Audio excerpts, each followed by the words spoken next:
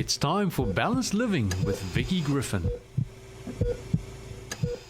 Creating connections. Why relationships matter. Friends. Who needs them? Well, we all do.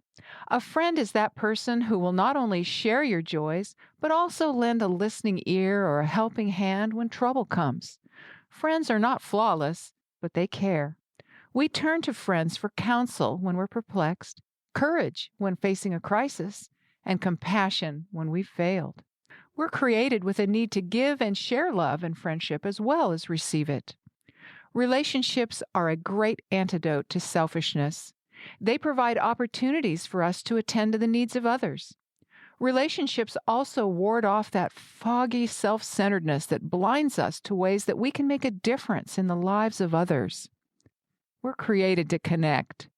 When God created man, he said, "It is not good for man to be alone. I will make him a helper suitable for him." Research indicates that love and positive relationships impact health and well-being.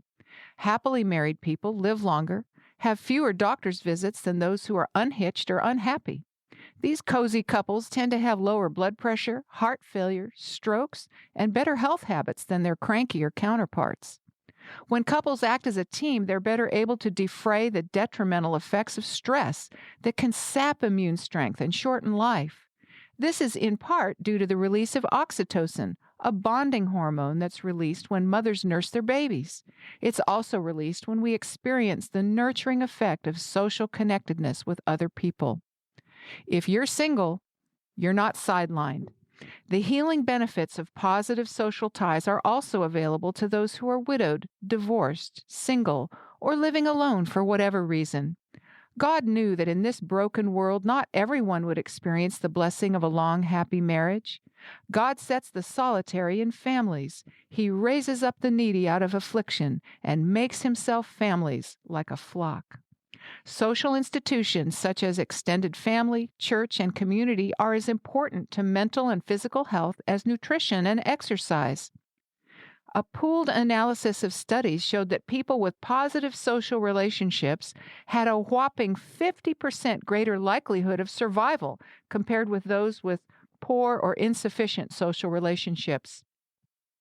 Those with scant or negative social ties had a mortality rate roughly equivalent to a person who smokes 15 cigarettes a day.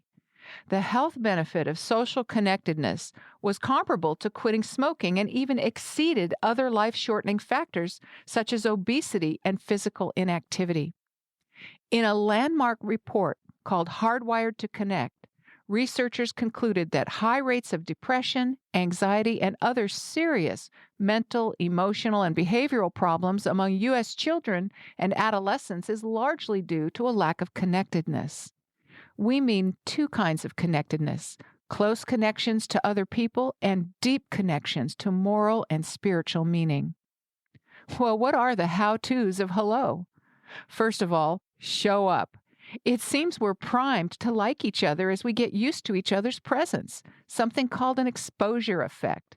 Just showing up at social functions on a regular basis increases likability, even when interaction has not yet occurred. So don't shy away from that picnic or potluck. Show up for the start of some satisfying friendships. Second, take an interest. Forming a friendship begins with the principle that a man who has friends must show himself to be friendly.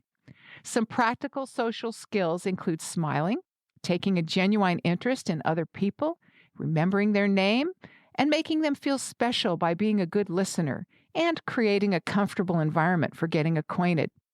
Third, don't spill your beans.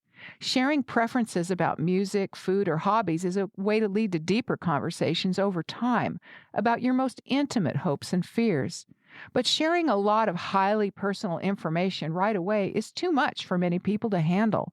Take time to cultivate each level of friendship carefully and slowly. And fourth, be yourself. One of the drawbacks of internet social sites is that participants tend to construct a virtual identity, devoid of the nuances and nonverbal cues present in face-to-face encounters. Being open, honest, and clear about who you are and what your intentions are is better than creating a composite of yourself that lacks genuineness. Well, what about flaws, foibles, and friends? Well, be realistic. No single friend or loved one can meet every need, be there for you at all times, read your mind, or agree with you on everything. Keep your social circle wide enough to embrace friends with different strengths and weaknesses. Also, be accepting. Entering into a friendship means accepting a person with a set of problems and flaws and committing to grow together. A healthy relationship involves giving as well as taking, forgiveness as well as challenging each other to grow. And be invested. Shared experiences such as births, weddings, trips, tragedies, successes, illness, meals, and even everyday activities such as walking together or shopping add meaning and value to life. But they take time, even a lifetime, to grow and develop. Don't ditch a potentially positive relationship over little obstacles that can become stepping stones to deeper commitment over time. Having connections at all levels is important and beneficial.